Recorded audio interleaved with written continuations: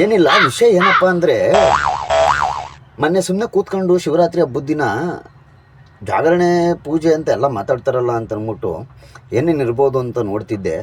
ನೋಡೋದಕ್ಕೆ ಅಂತ ಕುಂತಾಗ ಒಂದು ಸ್ಟೋರಿಲಿ ನೋಡಿದೆ. ಯಾವುದೋ ಒಂದು ಅಮ್ಮ ಹಾಕಿದ್ಲು, ಅಪ್ಪ ತಂದೆ ನನಗೆ ಈ ಸರಿ BMW ಕೊಡು ಅಂತ. BMW?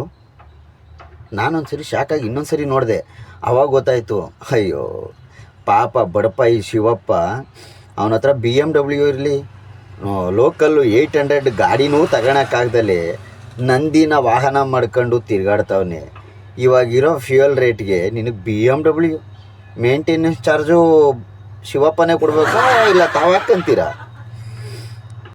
ಸ್ಕ್ರಾಲ್ ಮಾಡ್ಕೊಂಡು ಮೇಲಕ್ಕೆ ಹೋಗ್ತಾ ಇನ್ನೊಂದು ನೋಡಿದೆ.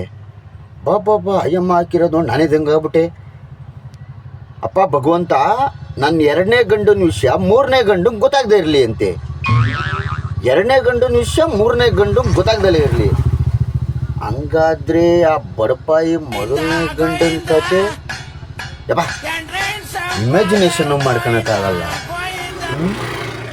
ನಾನು 2 ಸೆಕೆಂಡು ದಂಗಾಗ್ಬಿಟ್ಟೆ.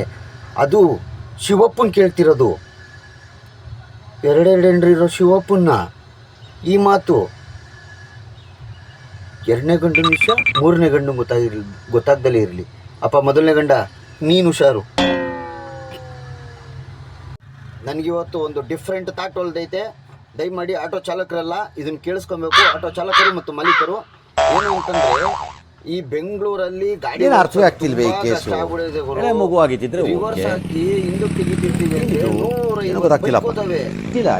ಎಲ್ಲರೂ ಹಾಳಾಗೋಗ್ಲಿ ಅಂತಂದ್ರೆ ನಾನು ರಿವರ್ಸ್ ತೆಗಿತಿರೋದು ನೋಡಿ ಜನ ನಡ್ಕೊಂಬತ್ತಾನೆ ಇರ್ತಾರೆ, ನುಕ್ಕಡು ಹೋಗ್ತಾನೆ ಇರ್ತಾರೆ. ಅದಕ್ಕೆ ನಾನೊಂದು ಡಿಸೈಡ್ ಮಾಡಿದ್ದೀನಿ. ನಮಗೆ ಇನ್ನೊಂದೇನು ಅಂದರೆ, ಹೋಗ್ತಾ ಇದ್ರೆ ಪುಸುಕ್ ಅಂತ ಅಡ್ಡ ಬಂದುಬಿಡ್ತಾರೆ, ಪುಸುಕ್ ಅಂತ ಸೈಡಿಗೆ ಹೊಡೆದ್ಬಿಡ್ತಾರೆ. ಅದಕ್ಕೆ ನೋಡಿ, ದಯಮಾಡಿ ನಮಗೆ ಡ್ಯಾಶ್ ಕ್ಯಾಮ್ ಬೇಕು, ಆಮೇಲೆ ರಿವರ್ಸ್ ಕ್ಯಾಮ್ರಾ ಹಾಕಬೇಕಾದ್ರೆ ಸೆನ್ಸರ್ ಇರಲೇಬೇಕು, ಆಮೇಲೆ ರಿವರ್ಸ್ ಕ್ಯಾಮ್ ಬೇಕು. ಈಗ ಬೇಸಿಗೆ ಬಂದಿರೋದ್ರಿಂದ AC ಹಾಕಿಸ್ಲೇಬೇಕು. ಈಗ ಆಚೆಯಿಂದ ಬರೋ ಡಸ್ಟ್ ಕುಡಿದು ನಮಗೂ ಕೆಮ್ಮು, ನೆಗಡಿ, ಶೀತ, ಜ್ವರ ಎಲ್ಲ ಆಗ್ತಾಯಿದೆ. ಸೊ ಹಂಗಾಗಿ ನಮಗೆ ದಯಮಾಡಿ ಚಾಲಕರಾಗಲಿ ಮಾಲೀಕರಾಗಲಿ ಆಟೋಗೆ ಡ್ಯಾಶ್ ಕ್ಯಾಮು ಮತ್ತು ರಿವರ್ಸ್ ಸೆನ್ಸಾರು ಮತ್ತು ರಿವರ್ಸ್ ಕ್ಯಾಮ್ ರಿವರ್ಸ್ ಕ್ಯಾಮ್ರಾ ಹಾಕಿಸ್ಕೊಟ್ರೆ ತುಂಬ ಒಳ್ಳೆಯದಾಗುತ್ತೆ.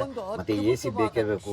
ಎಷ್ಟು ಸೆಕೆ ಆಗ್ತದೆ ಅಂದರೆ, ಹಾಫ್ ಶೆಲ್ಟ್ ಹಾಕಿದ್ರು ಸೆಕೆ ನೀರು ಒಳ್ಳೆ ಇನ್ನು ಶಿವಪ್ಪನ ಮೇಲೆ ಗಂಗೆ ಹರಿದಂಗೆ ಹರಿತಾ ಇರ್ತತೆ. ದಯಮಾಡಿ AC ಒಂದು ಹಾಕಿಸ್ಕೊಟ್ಬಿಡಿ. ಹಂಗೆ ಇದೊಂದು ಡ್ಯಾಶ್ ಕ್ಯಾಮು, ರಿವರ್ಸ್ ಸೆನ್ಸಾರು ಅಷ್ಟೇ. ನಮ್ದು ಇನ್ನೇನು ಬೇಡಿಕೆ ಇಲ್ಲ. ಧನ್ಯವಾದ.